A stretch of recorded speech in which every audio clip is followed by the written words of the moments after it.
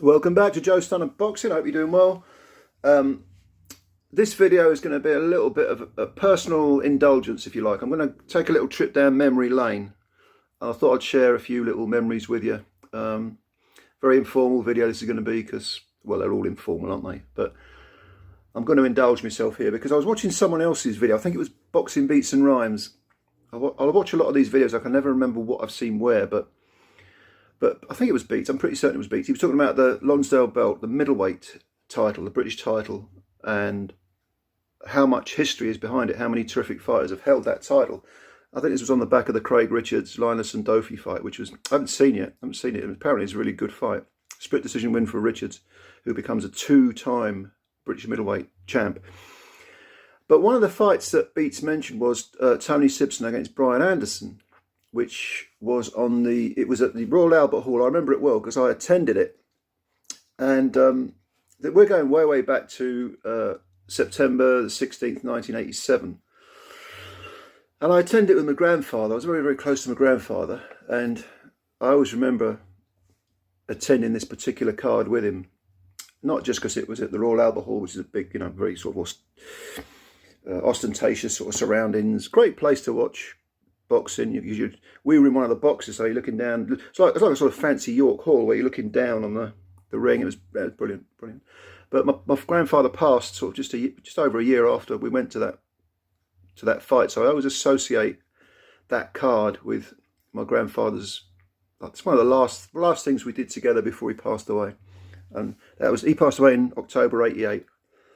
5th of October, I remember it because Duke Mackenzie won his first world title the same day. I went home from him passing away, and then I watched that on ITV. So it's funny how we tie together these personal things with boxing or music or some other thing. But anyway, I'm digressing. The card itself at the Royal Albert Hall was a terrific card. I remember it, apart from the personal, emotional issues that it might raise in me. It was a very good card because it had loads of prospects on it. It was dominated by, well, it was promoted by Frank Warren and dominated on the undercard by good prospects being matched against weaker opposition. And I thought I'd go through the card because it's good to, we often talk about the undercards, on DAZN and Sky and so on. I thought I'd go through this card just to compare and contrast something that happened, 35 years ago.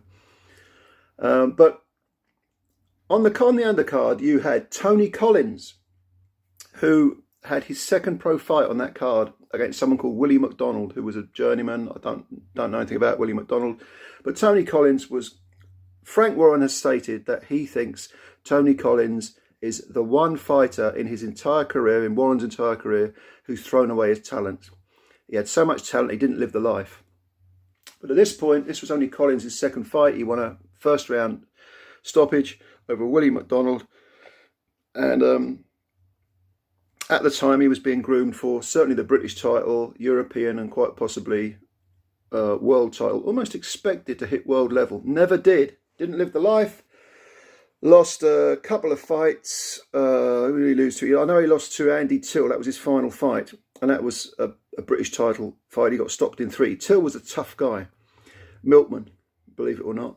But he had a good run as a British champ. And Tony Collins was way out of his depth.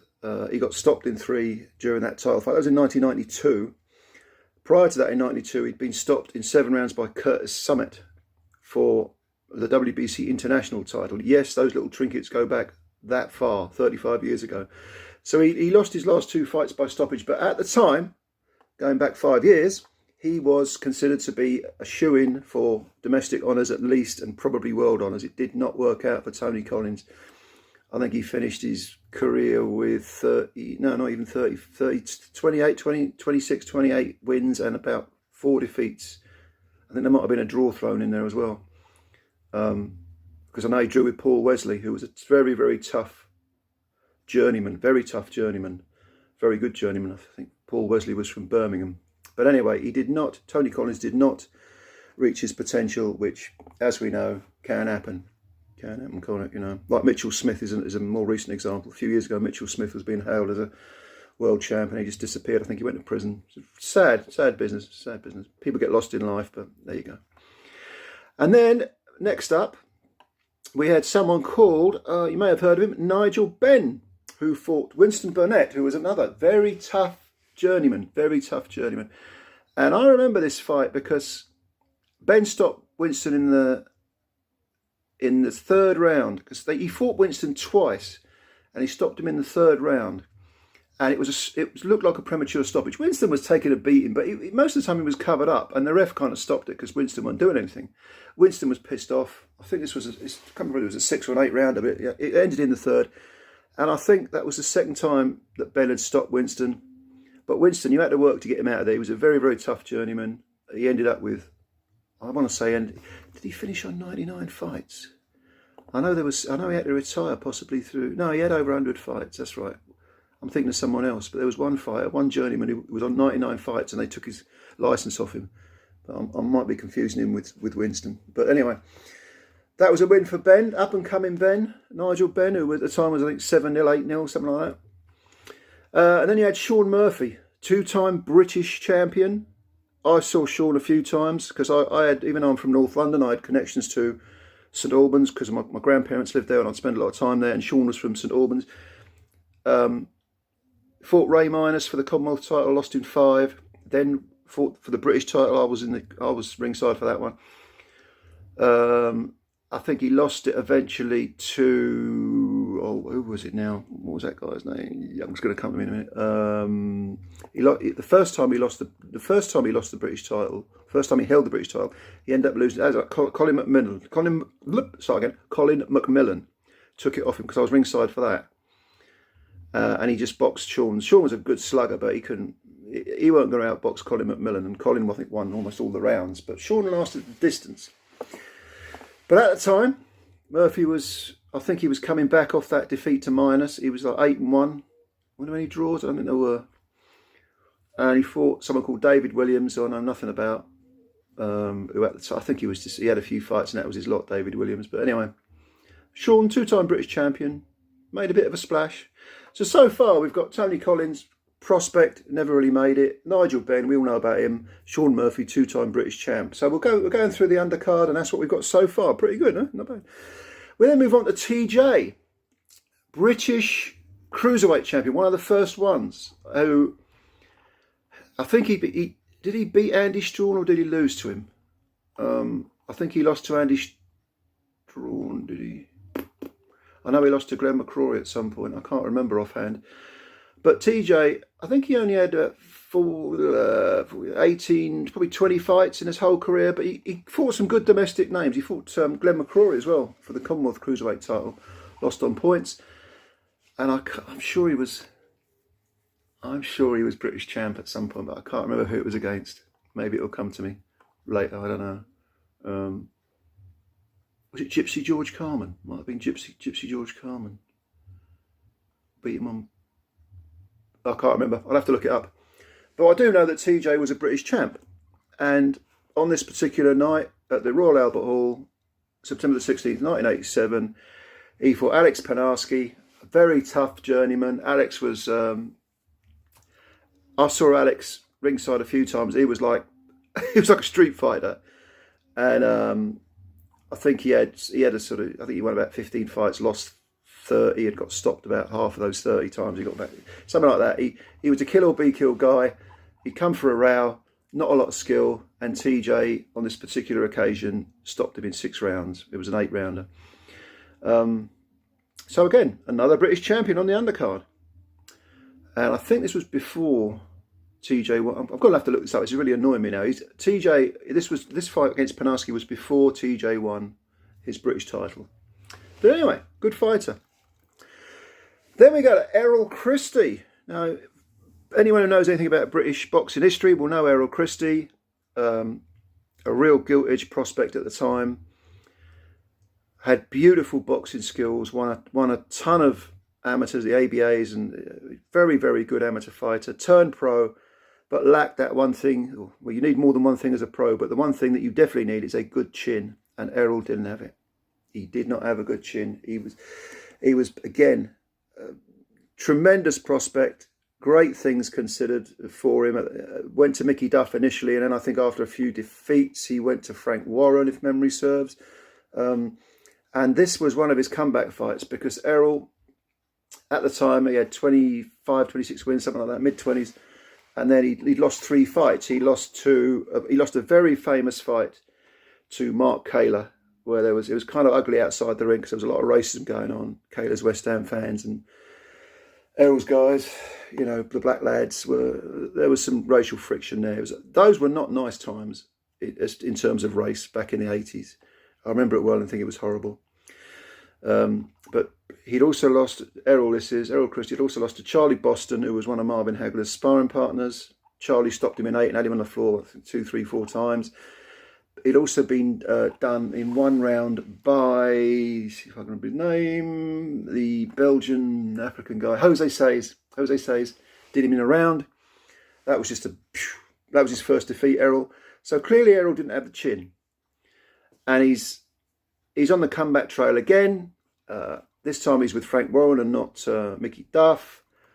And this was against someone called Cordoba or Cordina or something like that. Cordina, something's with a C. He was a Mexican fella, journeyman, and Errol stopped him in the first round. It was over quick. Because I remember thinking, oh shit, I wanted to see more of Errol. But it was over quick. Errol could bang. Errol could hit. And he was a good boxer. Against the lower level guys and journeymen, he was getting them out of there, or he was easily outpointing them. But he couldn't take a shot.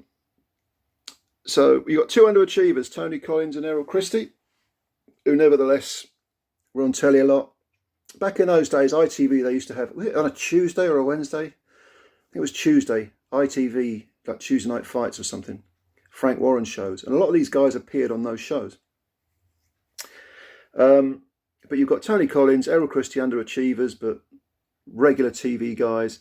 Nigel Benn we know about, Sean Murphy and TJ, British champs. This is the undercard, and there's more to come.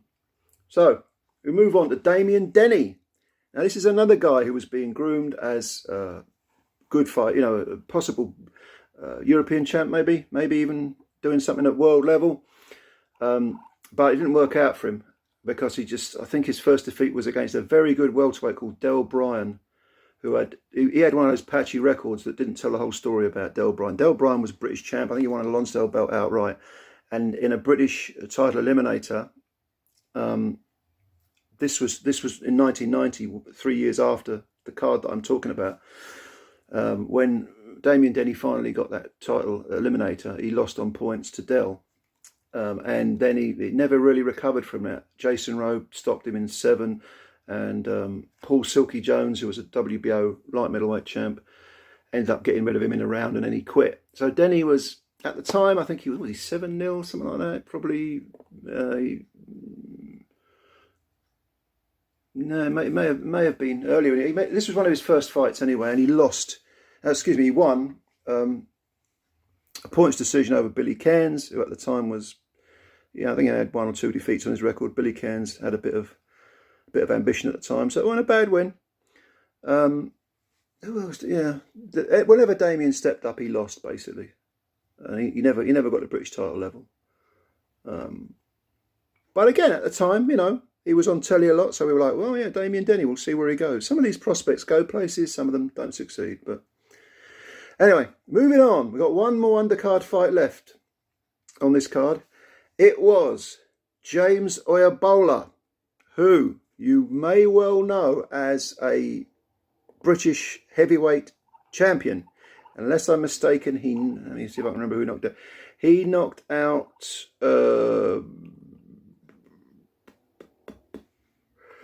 Right, was it Commonwealth or British? Scott Welch. No, Scott Welch knocked him out in 10. They fought twice. Obola won in 5 rounds, and then Welch stopped him further down the line a few years later in 10. Yeah, they shared 2 fights. Can't remember whether they were for British Commonwealth titles. I just can't remember. But Obola was fun to watch. He was a very tall, like 6'9" guy. Very long, thin limbs,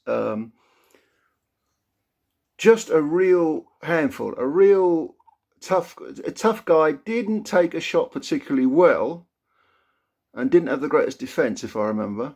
because I'm sure I saw him ringside a few times earlier on in his career. But he was fun to watch, and he could bang a bit as well. He could really bang a bit. He fought, as well as fighting Scott Welch twice, he fought John Westgarth twice. And the first time he knocked out Westgarth in 3, and then Westgarth came back and beat him in 5, I think it was.